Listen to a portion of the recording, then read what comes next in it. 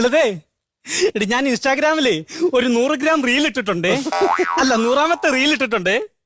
ലൈക്കും കമന്റും ഷെയറും ഒക്കെ തന്നെ എന്നെ ഒന്ന് കയറ്റി വിട്ടേക്കണേടി. കഞ്ഞി വെക്കുവാന്നോ?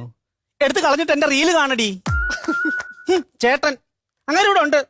ഓ ഒന്നും പറയണ്ടടി, ഭയങ്കര വഴക്കും മല്ലുവാ. തൊട്ടതും പിടിച്ചതും എല്ലാം കുറ്റമാ. പോരാത്തന് ഇപ്പൊ പുതിയൊരു അസുഖം തുടങ്ങിയിട്ടുണ്ട്, സംശയം. കാലം കൂടെ മടക്കി വെച്ചോളാം. എങ്ങനെ വന്നതി എവിടെ പോയാടി നീ വിരുന്നുണ്ണാൻ? ഞാനെങ്ങും പോയില്ല വിരുന്നുണ്ണാൻ. നീ ഫോൺ ചെയ്ത് പറഞ്ഞല്ലോ വിരുന്നുണ്ടെന്ന്.